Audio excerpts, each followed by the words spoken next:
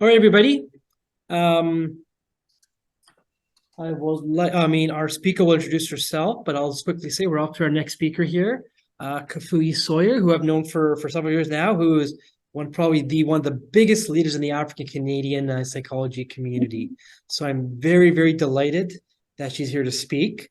I also say that although she's zooming in from Ontario, she actually has her graduate degree from Trinity Western. So she's transplanted British Columbian who left us for Ontario. But that sore spot is said. I hope she'd come back one day. But either way, I will turn it over to her. She'll introduce herself and then she'll walk you through her talk today, which is entitled The Complex Art of Counseling Black People, Understanding Their History and Trauma. So with that said, I'm going to make sure the volume is up on full, and it is. And I am happy to turn it over to Kafui. All right. Thank you so much, Rob. And it's a pleasure to be with all of you today. My name is Kafui Sawyer. I'm a registered psychotherapist here in Ontario. I am also the chair of the section on Black psychology of the CPA and the clinical director at Joy Health and Research Center. I am a married woman. I have 3 children, and my children are 18 years old. My daughter actually attends Queen's University, and my twin boys are 16 years old. I am also married to a white man of 20 years because sometimes I get involved in a lot of Black promotion work. So some people get surprised that I have a white man beside me, but that's the truth. And so it tells you where I'm coming from, and in terms of my own healing journey with all the processes that go with racism in Canada. So thank you so much, Rob, for inviting me to your class. I wanted to speak about the complex art of counseling Black people and understanding their history and trauma. And I think the reason I wanted to do that is because someone did that for me. So I've been a client before, so I know what it means to be sitting with a white therapist or a white psychologist who knew nothing about Black people. So I remember when I was searching for a counselor, I kept searching. It took me about 6 times to be able to find somebody who actually understood me. And the person who finally understood me was actually not a Black person, it was a white person. So I do take, some humility in this process, because I say white people can also learn how to work with Black people, because somebody did the same for me in Abbotsford, BC. And so I feel that this is a necessary conversation. And I think she was able to do so much work with me because she really understood the history and trauma of Black people. So I'm hoping that this would be a fruitful discussion for you here today. Okay. So I do have a very strong spirituality. I am Catholic and for that reason Christian. Meditation is a big part of my practice in terms of how I see myself in the world and what I am called here to do as a therapist. So part of my meditation every morning, I do read my Bible and I say a prayer and I do a lot of gratitude. So I have little memory verses. So those of you who share the Christian faith would realize that the Bible has a lot of verses. So there are specific verses that I use in my everyday life. So every day I have a verse that actually guides me. And I'm not sure if Rob knows this, but I work with a lot of complex cases. So I am actually a DBT clinician, and I have been for over 12 years. So I started off back in BC. And I used to wonder how people actually carried through the day without some spirituality, because for me, I felt like, wow, the world is so unpredictable. You must have to believe in something to actually get through your day. So for me, it's my belief in Christ. And so I have a verse that keeps me going. And I have been supervising DBT clinicians for quite a number of years now. I think I would say at least 8 years. And I train DBT clinicians across Canada. Some people ask me how you've been doing this for such a long time. I haven't been burnt out working with borderline clients, and I think the reason is because of my faith. At the end of the day, I pray for my clients. That's what I do. So I start off my day with a verse. The Lord is my pillar and my fortress and my deliverer, my God, my rock in whom I take refuge, my shield and the horn of my salvation, my high tower. So I walk in today thinking that way, and actually asking God to be my pillar and my fortress. So I really like to be transparent about my faith because it's the reason I live every day. Okay, so I am coming to you from Ottawa. So I want to acknowledge the land in which I am seated. So welcome everyone and greetings from Ottawa. So I acknowledge that I am a visitor on the traditional and unceded territory of the Algonquin people, and I respect the traditional knowledge and healing developed over generations. I have the privilege and responsibility to serve First Nations, Métis, and Inuit of many backgrounds and to demonstrate respect for the contributions and cultures of Indigenous peoples. I also acknowledge that the transatlantic slavery, which was spearheaded by the Portuguese, the British, the Spanish, the French, and Dutch, caused harm and poverty to Black people for over 400 years. I also acknowledge that Black and Indigenous peoples understand the true meaning of colonialism and have a long time history of doing freedom work, such as the Underground Railroad. Black and Indigenous peoples continue to experience racial and intergenerational trauma in many countries, including Canada. So I will move on from here and let's see if I can get my computer working well for me. So I just thought I would share with you my origin, understanding racism, cultural competence, the big eight of diversity, my mission, your support, and of course, references.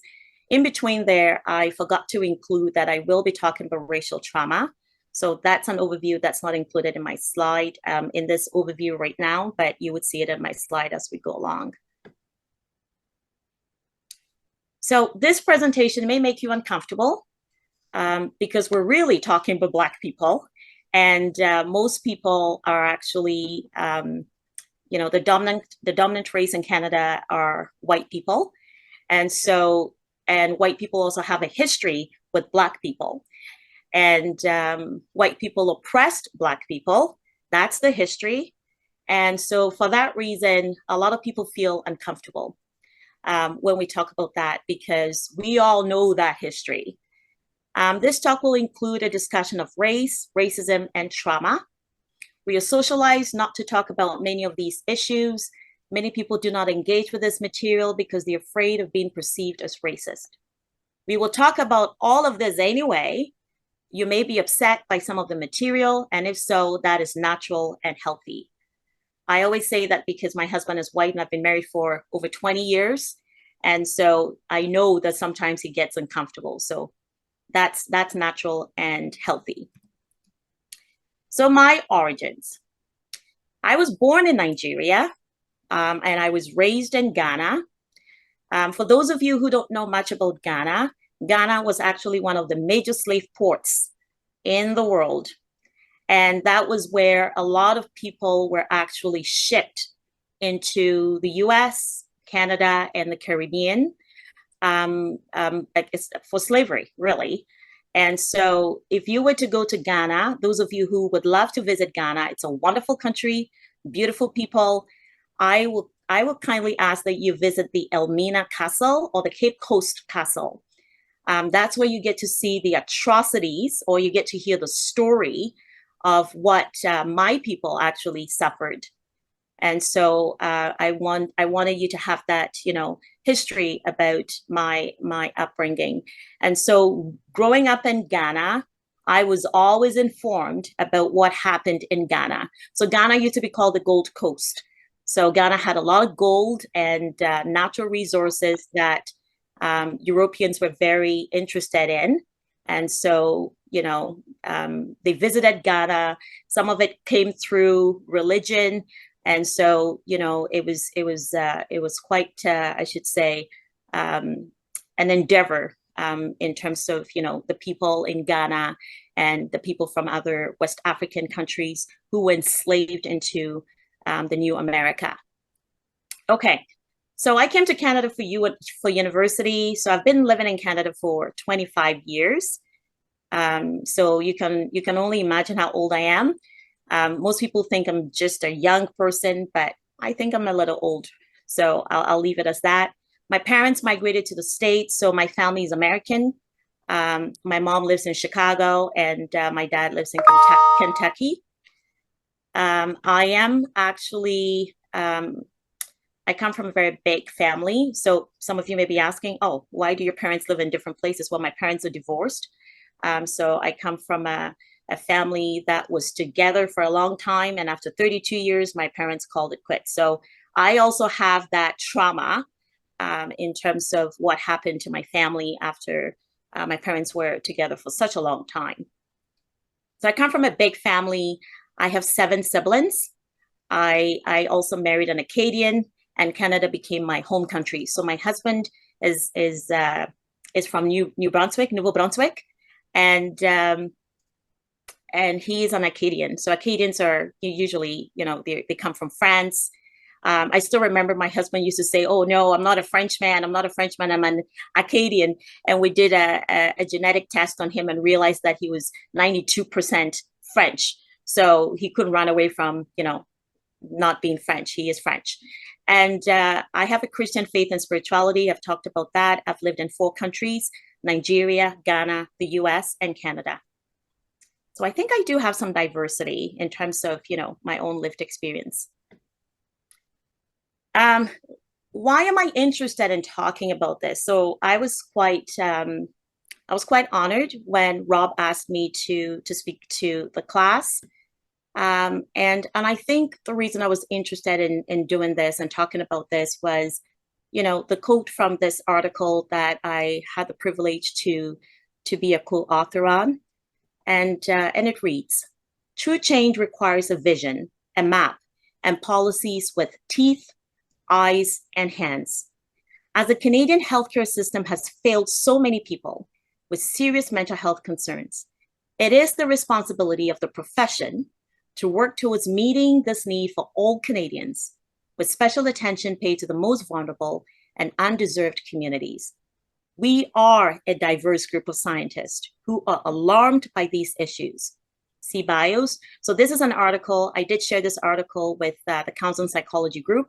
So Rob has it, and he can pass that on to you, particularly as it relates to the representation and inclusion of psychologists of color. And we posit that the field of psychology should play a leading role in solving these problems.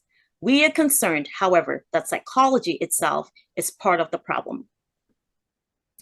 So, the secret of slavery in Canada. So this is what a lot of people don't know. So Rob and I got into, you know, an email exchange about some of these challenges with understanding what really happened in Canada when it comes to slavery. So, as you know, your professor is interested in research. He got me to work. So I went down into the history of Canada with regards to slavery, and I wanted to know more. I wanted to know what happened. I am fully informed about what happened in the States, of course, because I have an American family. So I had to really understand what slavery was back in the day. But for Canada, it just seemed that a lot of Canadians did not believe that slavery was actually happening in this part of the world. So thanks to you, Rob, I did my research. So I got hold of this book, The Hanging of Angelique, The Untold Story of Canadian Slavery and the Burning of Old Montreal. So this is a really good book. It was written by Dr. Afua Cooper in 2006. She's actually a historian at Dalhousie University in Halifax. So Canada's best kept secret of slavery. Slavery is Canada's best kept secret. I'm sorry about the typo there. Locked within the national closet. And this was a quote by Dr. Cooper herself. Canada was a society with slaves, and a common practice in Canada for 206 years. So this happened over this duration. If you think about it, I actually think it happened more than that, because from 1562 to 1807, the British enslaved over 3.3 million Africans in the Americas, that is the United States, the Caribbean, and Canada. The British dominated transatlantic slavery in the 1700s to attain power, wealth, and influence in New America, including Canada. Some may not have been taught this history in primary and secondary education. And I know that's true because my children, my boys are in grade 10, they've learned a whole lot about the Holocaust. My son can tell you everything there needs to know about the Holocaust, but does not know the history of Black people in Canada. So I educate my children about the history of Black people in Canada, because this is not information that is taught. I did ask my husband, who went to school here, and I said, did you learn this when you were in school in New Brunswick? He says, absolutely no. But we were taught about everything we needed to know about the Jewish people. So I wondered why this was going on. And I still don't know, but I am yet to ask Dr. Afua Cooper why the story of Black people is actually not as well in our educational systems for our children compared to the history of the Holocaust. And Canada's history with slavery has seemingly been silenced or forgotten. Let's not forget, the British and France had significant influence in colonizing the Indigenous people here in Canada. And so for those of you who do not know, when the British discovered Canada, as well as the French, so France and Britain were in this together. When they discovered Canada, or when they said they got here, or, in all honesty, I think the Indigenous people will feel insulted by the fact that they said they discovered Canada, because the Indigenous people were already here. So they made the Indigenous people slaves, but the Indigenous people were dying. So there was a breakout of an illness that actually was causing the Indigenous people to die. So what did the British people and the French people decide to do? They said, let's go to Africa. The Africans are stronger, and we know from history that they will survive. And that's exactly what happened. They went to Africa and enslaved the Africans and brought them into Canada. These same colonizers were also slave owners. They used free labor and slavery to accomplish this goal. So I've always said, you think about it, if you had slaves for over 200 years, you will actually be a very rich person in Canada. You just think about it. Free labor, you're not paying anybody, then of course, it's easy to be a rich country. No wonder Canada is a rich country, and no wonder the US is also a rich country. White supremacy and dominance. Even though Canada has gained a reputation in the world as a country accepting of immigrants and refugees, it is still a country of white supremacy in that we still come under the British monarchy with the new King Charles. So some people say, oh no, this is not true. It is true. You live it every day. In Canadian education, take a look at your faculty, staff, and colleagues. Is your faculty racially diverse? I'll leave that question to you because I'm not sure about UBC. The hospitals and mental health care, I see it every day. I still remember wanting to have more children, but yet I was so afraid to have more children because I still remember I had an incident in New Brunswick where I had my children. My children were all born in New Brunswick. And I remember going to a nurse practitioner because my daughter was not well. She actually was born with asthma. And I didn't know how to manage it because none of my siblings have asthma. So I was a new mother, didn't know what to do with this. So I just kept going to the clinic just to get some support. And of course, I was living in a very country place. I'm not going to mention the name, but it was really a white place. I was living in a really highly dominated white place.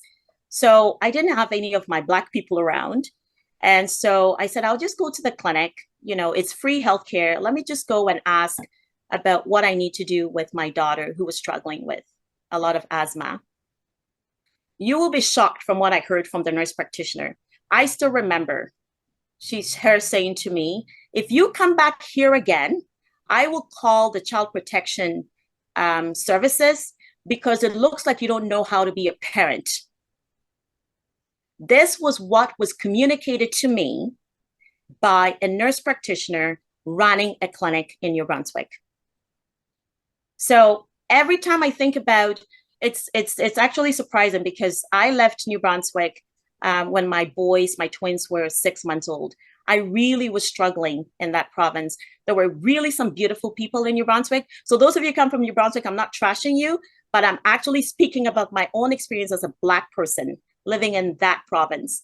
And I told my husband, I need to get out of here. I really need to get out of here. And my husband says, well, I'm a prison chaplain at this point, and I'm not sure where I need to go. I'm going to have to look for a transfer. And so he says, where would you like to go? I said, let's go to British Columbia. I did my research about British Columbia, and I said, let's go to British Columbia. I want to go to British Columbia. I've never been there. I've heard it's beautiful. I hear there are lots of diverse people there. I just want to be with racialized people. And that's exactly where I landed. So I am so glad. The experience I had was a lot different from where I was coming from. And to be honest with you, I love the Maritimes. I enjoyed myself while living there. But in terms of raising my children, I was actually afraid. The history of psychology is also a very disturbing history. Some of you may have taken the course of history of psychology as part of your degree in psychology. I had to take it at a later time. And so when I came to understand that psychology was actually influential in a lot of our educational processes, I actually felt very disturbed. So those of you who don't know this, educational psychology was actually part of the process as to why you get to have Black people not studying a lot of, I should say, highly academic courses in this part of the country or in this part of the world, because the educational systems were built in such a way that, you know, when you take a look at the American system, it was built in such a way that Black people had to be assessed before they could actually move forward. And so if they failed the assessment, they were not allowed for higher education, like, you know, math. And that has continually been a problem in this country. So our education system was actually built on the psychology of what, you know, Black people were able to. So there is an article that I want to actually pass on. So Rob, I'll give that article to you because I think some of your students may not have seen that, where, you know, it referred to Mexicans and African Americans as laborers, and that we were not smart enough for abstract thinking work, and we just had to be manual laborers. So very disturbing history. What is racism and what is racial trauma? Understanding racism and racial trauma. These are important topics when you talk about Black people, because some of you may not know this, but the only reason Black people were actually used as slaves was not just because of their strength, but it was also because of the color of our skin. It was easy to tell us apart in terms of, you know, owning people. It was easy for white people to tell us apart. So you can see that the discrepancy when it comes to white and Black, very clear, easy to detect. And so it was just normal or natural for them to enslave Black people.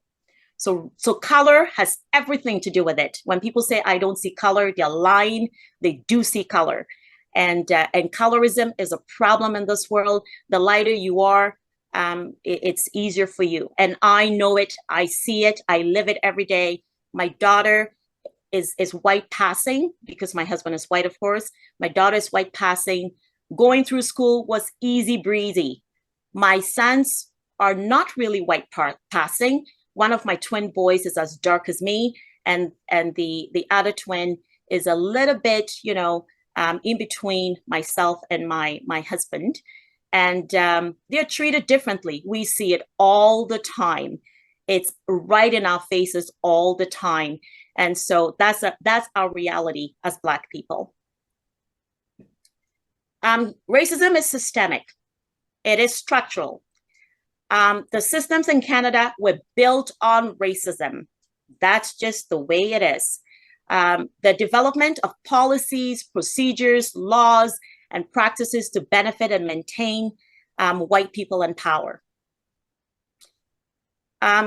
My husband moved from being a prison chaplain to being a lawyer. So it's another reason why we live in Ottawa now, because he went to McGill for school. And so we left BC. And so Rob, that's the honest truth. We left BC for Ottawa so that my husband could go to law school at McGill. And one of the things he really wanted to do is he says, you know what, I really want to make some changes within our judicial system in terms of laws and things like that, because it really just benefits a lot of white people. Institutional, differential access to goods, services, and opportunities based on perceived racial identity. And I don't need to go so far to see it. I can see it even amongst my children, because all my children have different colors. And so I can see how colorism actually plays a part in some of the services they receive. Environmental, disproportionate placement of hazardous material near BIPOC communities while protecting white communities. So, some people don't even think this is a problem. It is a problem. I had the opportunity to go to the Arctic region. So I am a very interesting person to know. I've been around for a long time. And I like the education I have actually acquired along the journey. And one of the things I have come to realize is that Indigenous people in Canada are actually so racialized, and we just carry on with our lives without thinking about how they are suffering. And so I had the opportunity to spend 10 days in the Arctic region. I was actually called on to do some work there to train mental health support workers in dialectical behavior therapy. So I'm a trainer for DBT. And I was so appalled that I was buying Coke, a can of Coke for $4, and I was buying a bottle of water for $6. I could not believe this was Canada. And so I was quite surprised, and I said, okay, this is ridiculous. And that was the end for me when it comes to supporting mission work in Africa. It's not that I don't support my own people, but I felt disturbed that we had missionaries going to Africa and helping people in Africa, but we're not even helping their own people in their own land. And we did not even have good drinking water up in the Arctic region where I was staying. And we're not talking 1980 something, because I'm not that old. We are just talking 2019, the year before the pandemic. 2019. And I was in this Arctic region and no drinking water, literally buying water for $6 a bottle. Now, that's ridiculous. Racial trauma defined. Racial trauma refers to dangerous experiences related to threats, prejudices, harm, shame, humiliation, and guilt associated with various types of racial discrimination, either of victims directly or through witnesses. So some of us became racially traumatized after watching George Floyd's murder. And I think a lot of us were disturbed by that. I actually felt like I was racially traumatized from that whole process. Of course, it wasn't the first time I had heard about, Black people being killed under the care of law enforcement or police officers, but I think it was the first time I had watched it live in action. And so I think I was quite, disturbed by that scene. And then the whole experience of, Black people and how that actually impacted your mental health after the death of George Floyd was actually quite disturbing. Canada went into a mental health crisis, and Black people were actually struggling with their own mental health care.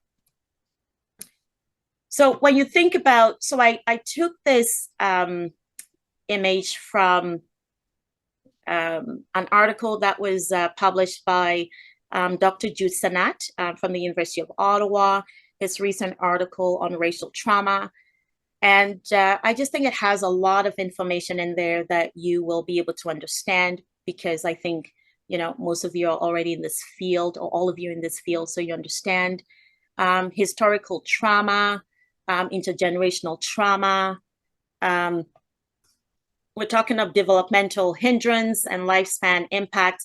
Some of the developmental hindrance, one of the things I really want to talk about that is the fact that when you take a look at the medical research, you get to realize that Black people, we tend to suffer or struggle with a lot of hypertension. Our cortisol levels are very high, and that's really coming from a lot of stress, and that's carried on. And I can't speak about Indigenous people, but I'm also sure that that race also may struggle with similar issues.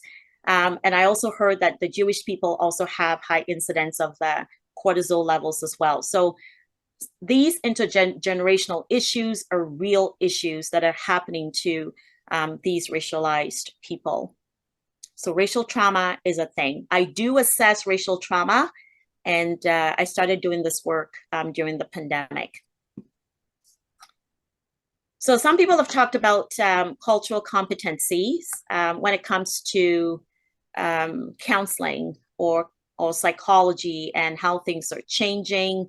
And yes, I think, Rob, what you're doing is also part of cultural competency. You're trying to increase knowledge, and not just knowledge, but practical knowledge amongst your students, so that they know how to take care of people.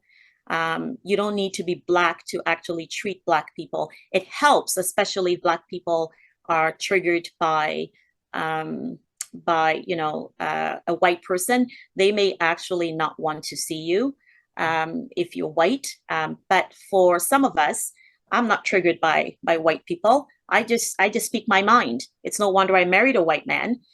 So I have gone through my own healing journey through that process, and I did this with a white therapist, and it was very helpful for me. But I do see the importance, though, for people to be able to access people who look like them, because when I take a look at my family in the States, there's no way. I don't think any of my siblings would like to see a white therapist.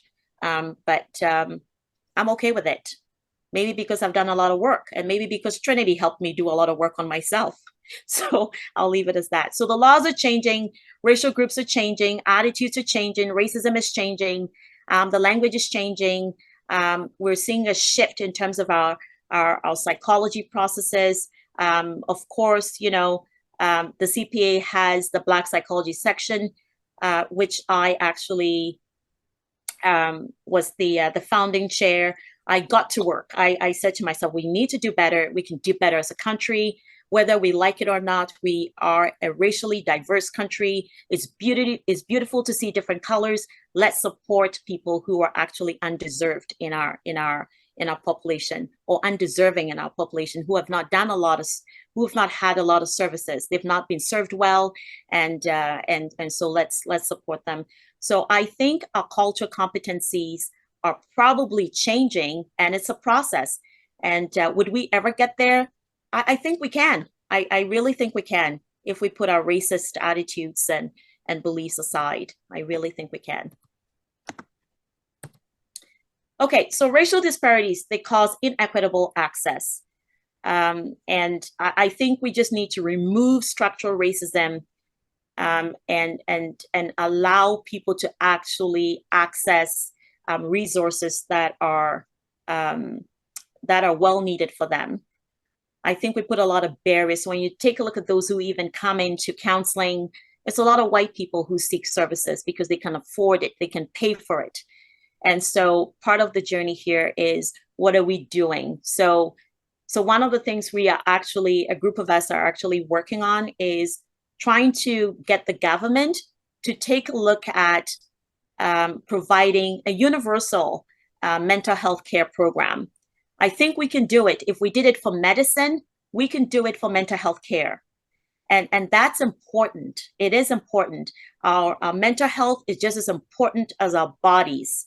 And so I think, part of our journey is we need to make sure that we have equitable access for all people. And I think especially for racialized people. The big eight of diversity, we have culture, race and ethnicity, gender, sexual orientation, socioeconomic status, age, disability, religion. These are necessary in terms of the policies we create, how we approach mental health care, how we approach the people we serve. We need to pay attention to the big eight because that's important. Culture is important. Culture is the way a group of people live, and it's necessary to understand your culture. And these are just some lovely kids who are enjoying Canada. Okay, so PTSD in racialized communities. I didn't want to just say PTSD in Black communities because I think racialized people experience the same things as Black people. So I just put everything together. So the National Survey of American Life found that African Americans show a prevalence rate of 9.1% for PTSD versus 6.8% in non-Hispanic whites. Increased rates of PTSD have been found in Hispanic Americans, Native Americans, Pacific Islander Americans, and Southeast Asian refugees. Racialized Canadians are at risk for racial trauma due to prejudice and discrimination. History of any previous exposure to traumatic events associated with the greater risk of PTSD from the index trauma. Traumatization is also passed down generationally through social and epigenetic mechanisms. And that's the truth. I live being Black all the time. I love being Black, but I live it all the time. And I know some of the things I can do and the things I cannot do. For instance, we bought a mattress and my husband spent a lot of money on it. And I chose the mattress. And anyway, we bought it. We didn't like it. It was not as beautiful as you could sleep on it. So we said, okay, we might as well just return it. So my husband says, well, you usually have Mondays off, so maybe you can return it. And then when my husband said that, he says, oh, wait a minute. No, I think I'll be returning it. And I said, oh, yeah, that's right. You should return it because you are white. You should return it. He says, that's right. I have to return it because if you were to return it, you probably will be given a hard time. And that's exactly what we know in our family. So my husband returned the mattress and it was so easy breezy. He came back and he says, you will not believe it. I just returned the mattress and nobody asked me any questions. I said, that's your privilege as a white man. Okay, so my mission, eliminating race-based mental health disparities, helps all Canadians, not just BIPOC, because whether we like it or not, Canada is diverse. Canada needs people to fill the land and help each other. This country can only flourish with diverse immigrants. So the art of counseling Black people, what do you do?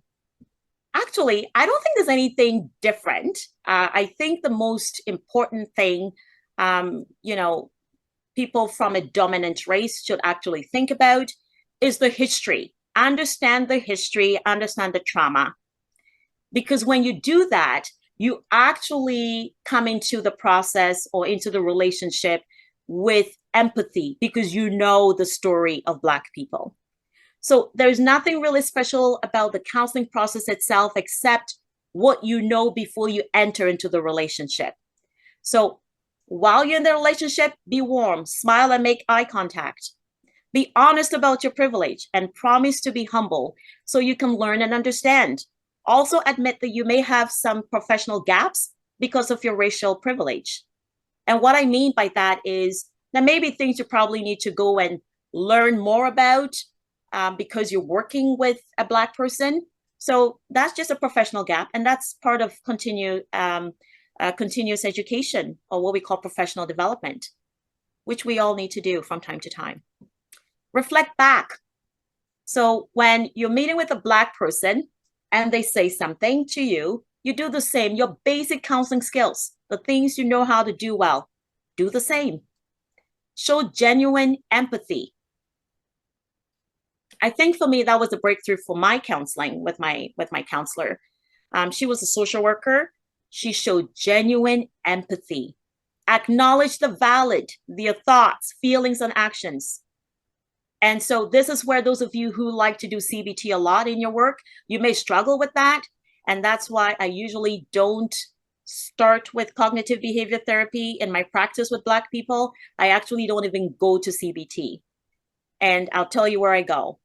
I go to acceptance-based therapy modalities like ACT, DBT, and trauma therapy. I prefer those modalities when working with Black people because it actually speaks to what the reality of the situation is. I'm not trying to change anybody's way of thinking because their thoughts and feelings and actions are valid. They are actually speaking to me about their own reality, their everyday reality. Number 6, you show equality. So this can get a little bit tricky. Some people say, oh, okay, if I'm privileged, then we're not as equal. Well, all of us were created equal. Somebody just decided that they were better than somebody. And they were going to make slaves out of somebody. And they were going to take advantage of somebody. The fact that somebody decided to do that does not mean we're not equal. We are still equal.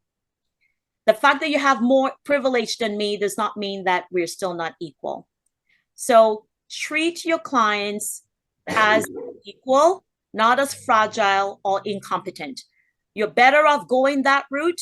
And probably if your client is not feeling that equality with you, then you probably need to do things to help that client feel equal with you, because that's the way it was supposed to be. That was our humanity as people. We were supposed to live on this planet in peace. We were not supposed to enslave people. We were supposed to work together and do things together, not to take advantage of people.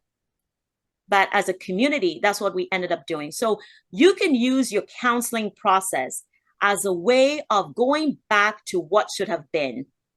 That is what should have been.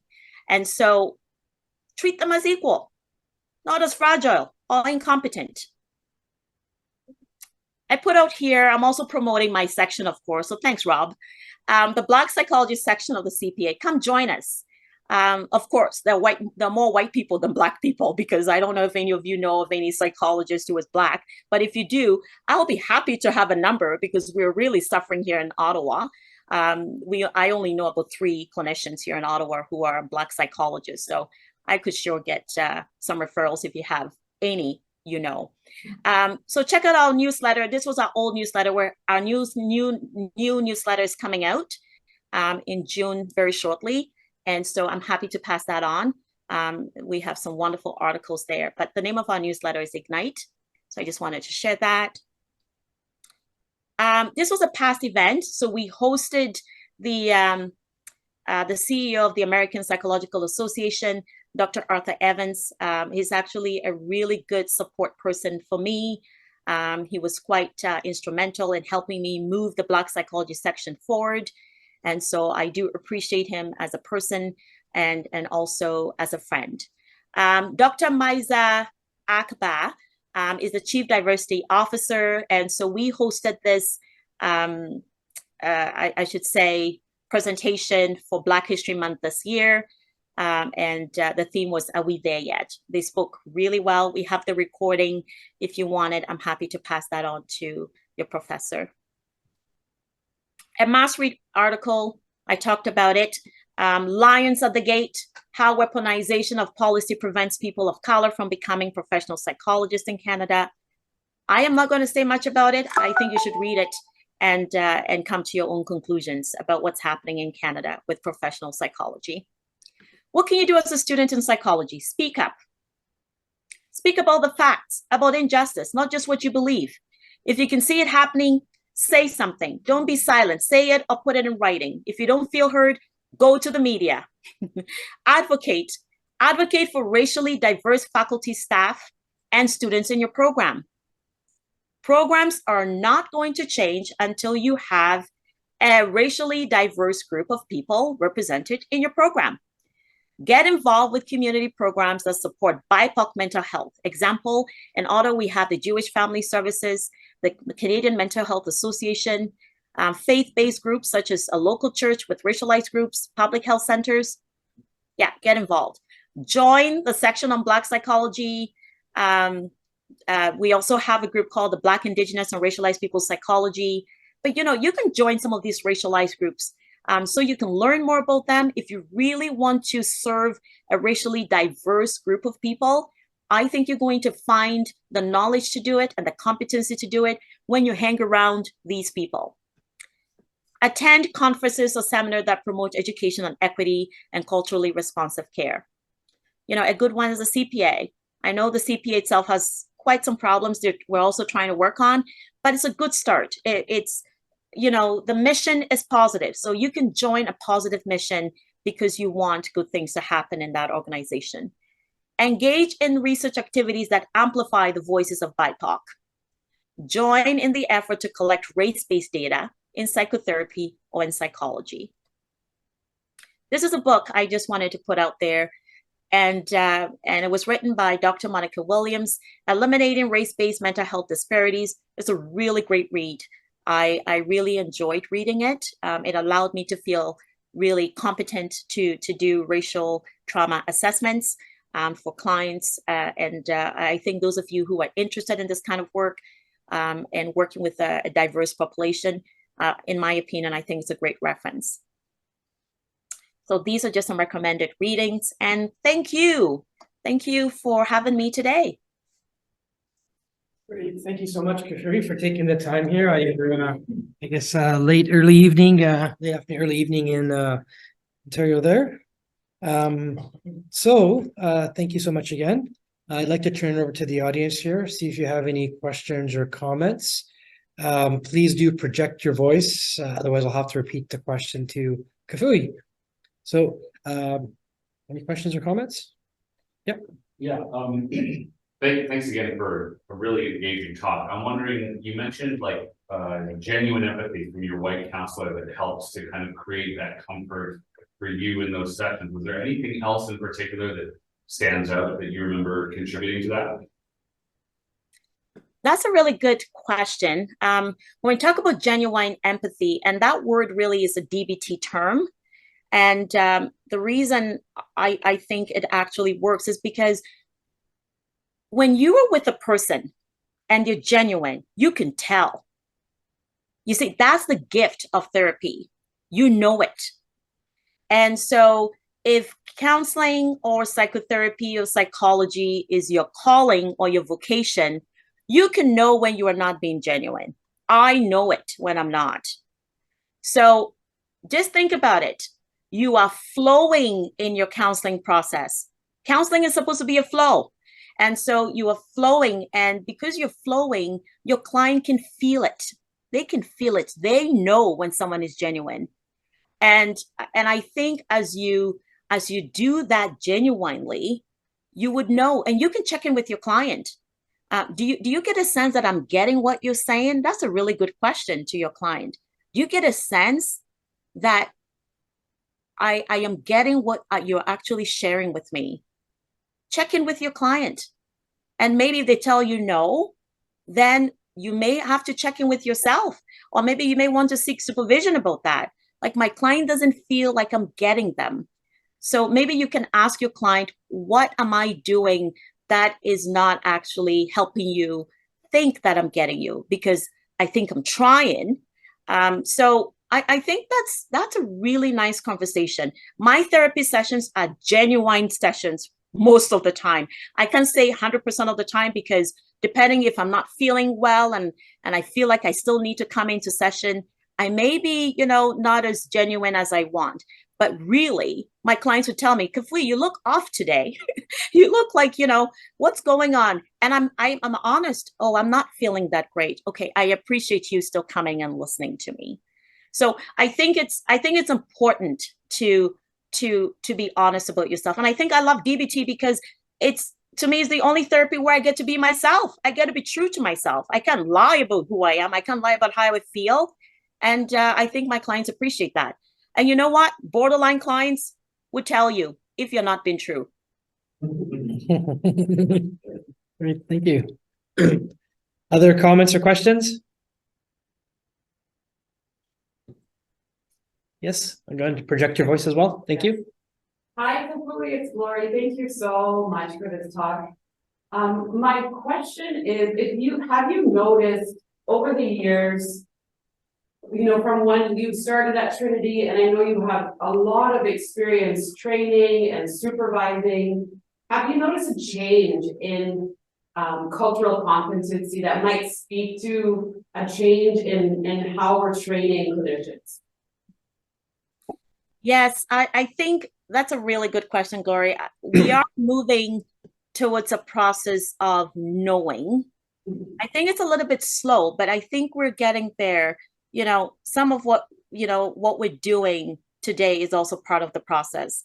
So, Rob taking leadership in these processes and engaging with us is a great thing. I think this is something we were not able to do probably prior to pandemic. And so I think as we have opened the space for virtual meetings and presentations, people are becoming more informed because it's easy to reach people. So I think we are getting there, slow but sure. And I think, people are genuinely helpful. I really think so. I think people want to try. They want to do their best. And so I think the zeal is there to want to know more so that we can be more supportive.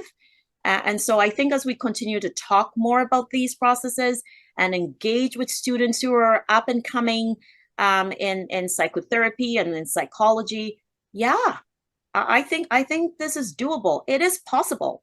It is possible to be so culturally competent in what we do in psychotherapy and in psychology. Great, thank you. Okay, I'll go first. Is that okay? Okay. course, So, yeah. if I have a question then, so as part of your talk, you mentioned, as your recommendations is to treat, people of African descent, but all, people of, all racial ethnic minority people as equals, as not weak or not vulnerable. And so I don't think that oftentimes occurs in counselors intentionally, but I'm wondering if you can kind of speak to more what it might look like for a counselor not to really see their client as an equal, although it's not at a conscious level. Oh, that's a brilliant question. I'm not surprised you're asking me. You're a professor. Getting my wheels going here. So I think, when a client comes in and you want to treat them as equal, a way of looking at it is actually feedback informed therapy. Because you're right though, Rob, it's a fiduciary relationship. So there's a power differential. When you go and see a therapist, you're trusting that they're going to help you, and not the other way around. And so that's really the goal of the client relationship, wanting to get some help from you and to work through their challenges. So there is that fiduciary relationship, which is a huge part of your practice, and you need to be mindful of that.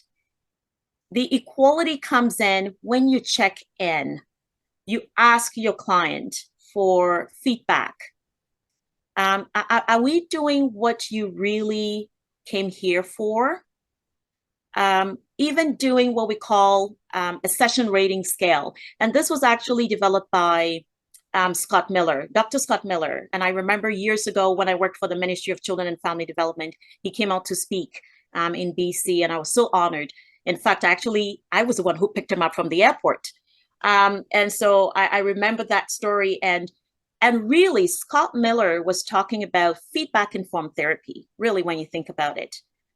Checking in. I think that's what equality would look like, because in some ways, you still have some power over your client, but checking in and making sure, is this okay with you? When I say this, do you feel like you understand, or do you want me to explain? And you can let me know if I'm saying something that you find offensive. So that is important. It shows a level of equality. But then when you give them skills as well, when you give them things to do, you want your clients to know, or homework, So I do a lot of homework because, of course, I'm DBT centered. So when I give my clients homework, I tell them, I say, you have a choice. You can do your homework, or you don't have to do your homework. But I just want you to be aware that you came here with the goal in mind, and I am trying to help you reach that goal. So if you don't do your homework, it makes our sessions longer. It prolongs your time in therapy. And if that's what you want, that's okay with me. But I would rather you actually progress at a quicker pace, if possible, than you just hanging around with me, because I think there's power to you following through and getting your skills so you can continue to live the better life you want to live. So that's, to me, is equality. You give them a choice, and you allow them to be responsible for their choices in session with you. Great, wonderful answer. Thank you. Could we get another question or comment here? So please, again, project your voice. Yeah, for sure. I was wondering, in your experience or your research, if like a white guy is counseling someone from a racialized community, bringing up the topic of race, would you recommend, or have you read anything about, like, is it good for the counselor to bring it up, or do you wait for the client to bring it up, or I don't know what you would say for that? Okay, so that's a really good question. I think you should bring it up. I think it's your responsibility to clear the air. And, I presume you're white. Are you white asking the question? Yeah. Okay.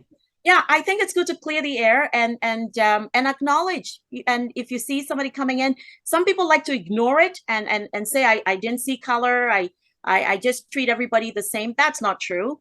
You can't treat everybody the same in that category. Even me as a mother, I don't treat my children the same. I love them the same, but I don't treat them the same, because there are different levels of how I show care and support to my children.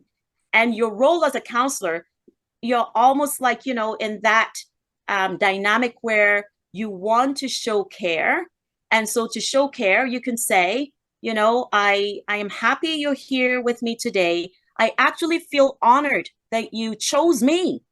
You chose me and you came to see me, because clients have to choose you. Unless it's mandatory for them to come and see you, it's voluntary for them to come and see you. So I am honored that you chose me. I noticed and realized that I am white. And so I want to join you on this journey, even though with my privilege, I do acknowledge my privilege, but I want to use my privilege to support you. That's honesty. I will go for that. If I was Black and you told me that, I'll be like, oh, I am home. This is good. We're starting off with a clear air, and I know that he's here to support me. That's really what your clients want. They just want to know you got their back, you're going to advocate for them, and you're here to join with them. That's really what they want. Great, thank you. So now we've kind of gone over time today, but I really appreciated the opportunity, and the question and answer was excellent. So I wanted to make sure we had enough time for that. I'm sure there'll be many more questions.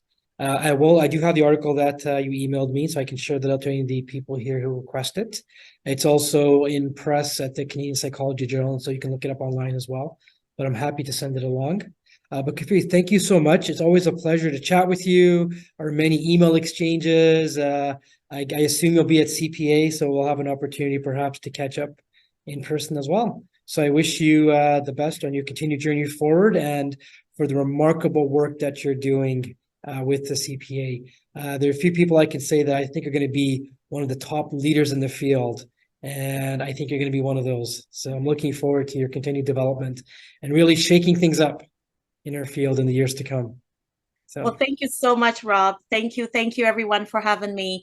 And thank you, Rob, for putting me to work, because part of your questions are actually quite they don't just let you sit down and just come up with something. They get you to work and do some more research. So thank you for helping me along that path too. And I also appreciate the fact that how you're very open to debate and discussion. And we've had some, talking about slavery, for example, we've had some nice discussions, and I do acknowledge and I appreciate the fact that you're open to discussing and debating and staying open-minded as we educate each other, though. So I think you kind of came here with the spirit of that as well and shared that with the audience here. So thank you so much.